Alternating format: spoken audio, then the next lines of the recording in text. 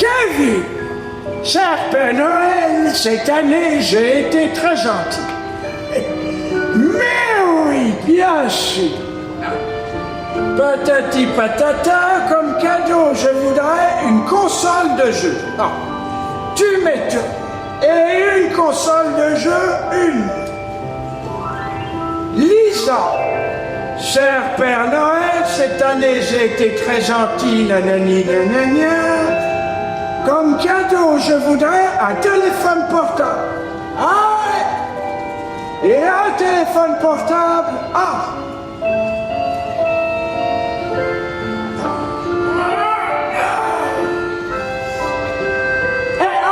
Qu'est-ce qu'à musique là? Ça va, oui? Vous pouvez la mettre en sourdine.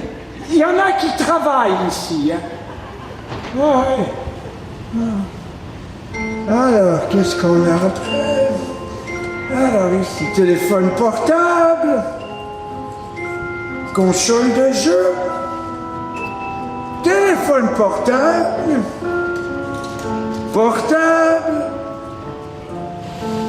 console,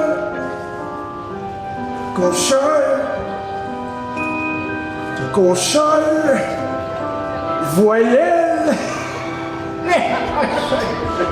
Alors, vous êtes qui? Maurice. Oui, ben Maurice. Un grand enfant, enfin, quelque part. Bon, on est tous des grands enfants, hein, mais Maurice, il est resté un peu bloqué peut-être, oui. On a l'impression vraiment de venir dans un univers de rêve, de magie. C'est ça aussi, le cirque? Bah oui, c'est ce qu'on essaye de garder. Moi, je travaille à la manufacture des rêves et cadeaux de Noël du Père Noël. Et c'est ce qu'on essaye de donner, de pérenniser. C'est la magie de Noël, voilà. Même si, par nos temps, elle est un peu dévoyée et commercialisée, mais voilà. Ouais. Et c'est quoi la magie de Noël alors? Bah, je crois que c'est juste l'humanité, être proche être en famille, l'amour, les chandelles, puis la bonne bouffe. Je m'appelle Camille et j'ai 8 ans. Cette année, j'ai souvent fait ce rêve magique. Une plume danse dans le vent, une étoile filante traverse sur le ciel, une lune blonde. Bernardo! Autran! Une lune blonde ronde se faufile entre les nuages. Dans ce monde... Christopher Gasser, on a la chance de vous rencontrer en coulisses. Vous êtes qui? Vous êtes Christopher Gasser ou Bernardo? Là, je suis Bernardo, mais vu que je parle, du coup, je suis Christopher. Compliqué, hein? Vous êtes donc à la fois dans le spectacle, vous êtes l'elfe de Maurice. Je suis l'assistant de Maurice, qui est le PDG de cette entreprise Noël. Et du coup, je suis le elfe principal qui fait toutes les petites tâches pour Maurice et tout. Mais en même temps, je suis aussi le metteur en scène du spectacle de cette lettre pour Noël. Metteur en scène, et vous l'avez écrit aussi. Oui, on a fait l'écriture ensemble avec Noël Antonini, qui a fait du coup tous les textes de Maurice et tout, et on a développé ensemble l'idée et tout, du scénario, et après je l'ai mis en scène. Ah non, Bernardo! Mais tu peux pas t'annoncer avant d'enterrer? Oui, je sais bien que t'es muet, oui. Mais t'es pas aveugle non plus, hein? Tu vois bien que chaque fois que tu rentres sans prévenir, toutes les lettres s'envolent, et c'est qui l'auto classé? C'est qui? Ah, c'est qui? Ah, c'est Maurice! Non mais... Et il me répond que oui. Écoute, mais qu'est-ce qui m'a fichu un assistant pareil? Ces athlètes incroyables, ces artistes qui font des numéros incroyables avec leur corps, qui transcendent leur corps. Et vous êtes le personnage plus âgé, vous êtes avec... Je sais faire des trucs incroyables, hein.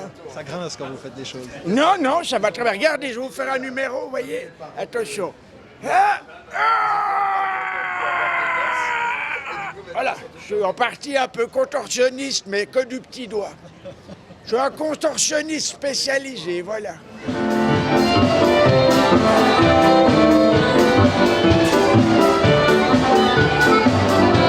Ah,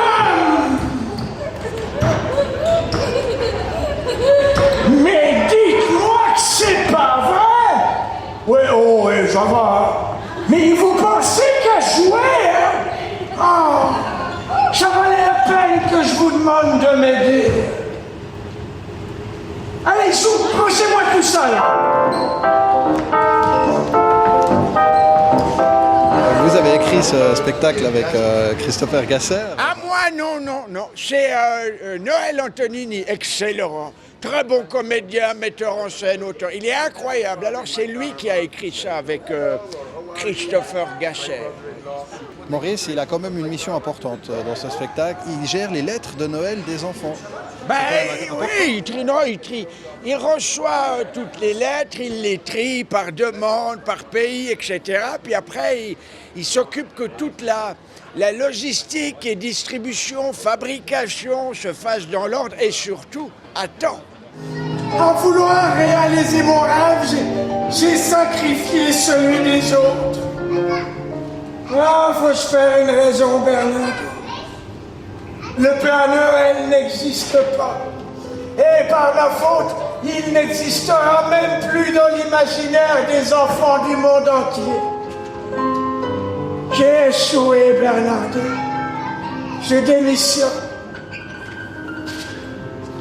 Oh, Bernard, n'insiste pas. Je fais les valises et je rentre chez moi. Tout le monde est appelé à faire partie de la grande famille du cirque. Tous les personnages possibles. Exactement. Du coup, moi j'adore de mélanger les différents univers et tout. Mon dernier spectacle avec ma compagnie, sans doute, c'était de mélanger le télévision, le cinéma avec du théâtre, avec du cirque, avec de danse. Et du coup, ici, on a Noël Antonini qui faisait uniquement du théâtre. Il a déjà fait une tournée en CNI, mais c'était aussi très théâtral. Et du coup, c'était super de pouvoir avoir Noël qui écrit ses textes à lui, qu'il emporte le public sur ce voyage et tout, que c'est vraiment, il y a une narration qui s'installe. Et moi, ça m'arrangeait beaucoup être muet et pas avoir des textes, que je suis déjà metteur en scène, et d'avoir encore bossé tous les textes et tout. Du coup, c'était un choix aussi un peu pratique que je suis muet. Et finalement, ça donnait une belle touche à tout ça. Un grand merci. Merci beaucoup. Qu'est-ce que... Ouais, Bernardo, ouais.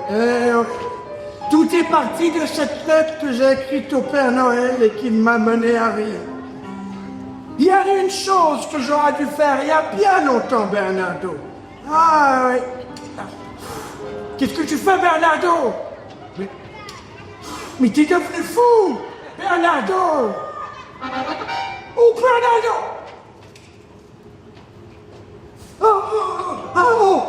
Oh, Bernardo, qu'est-ce que tu as fait? Ah non, je veux pas le capoudre, elle est dangereuse.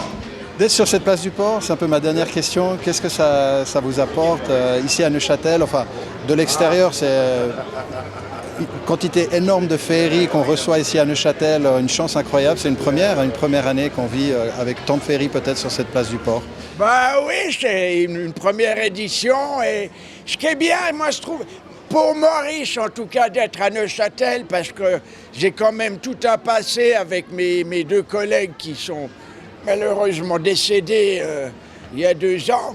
Mais Neuchâtel, c'est un canton qui compte pour moi, donc c'est un peu là que je suis né, donc je suis très content de pouvoir continuer à vivre tout seul, mais à Neuchâtel. Maintenant, vous travaillez au pôle Nord. Oui, d'ailleurs, je vais devoir y aller. Allez, à bientôt, au revoir. Tiens. Ah non, moi, oui, c'est ça, ouais. Oui, je t'ai fait confiance, mais c'est fini, voilà. Exactement. Ah, bravo, on se moque des personnes âgées, c'est bien, mais oui. Est-ce que je me moque des muets, moi? Oui, des fois un peu. Bon, d'accord.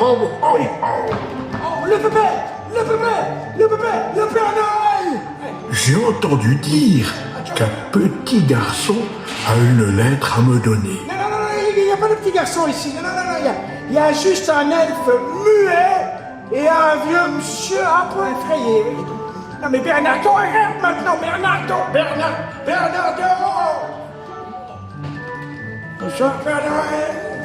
Excusez-moi, mais c'est vraiment vous? Mais oui, Maurice, c'est moi. Oui, non, d'accord, je vois bien là que c'est vous avec tout le truc, machin là, non mais, je veux dire, est-ce que vous n'êtes qu'illusion ou bel et bien réel? Quelle importance, Maurice. La frontière entre réalité et féerie ne tient qu'à un fil. Fil que les humains traversaient souvent il y a fort longtemps. Comme des équilibristes, ils jonglaient avec les mondes magiques. Pareil à des acrobates, il s'élançait sans peur au-dessus du vide qui les sépare. Un peu comme tu l'as fait pour moi ici toutes ces années, Maurice. Ensuite vinrent des temps plus sombres. De peur, les humains perdirent confiance en la magie, puis l'oublièrent, jusqu'à s'oublier eux-mêmes. Aujourd'hui, seuls les âmes d'enfants parviennent encore à percevoir ces univers. Alors, mon petit Maurice, écoute ton âme d'enfant. Elle sait si je ne suis qu'illusion ou bel et bien réalité. Ah, juste une dernière petite question, Père Noël. Von Parde, c'est une vraie barbe? Évidemment, Maurice. Si pour toi je suis réel, ma barbe l'est aussi. Ah ouais? Oh, pardon, Père Noël, c'était juste pour vérifier. Merci. Bon.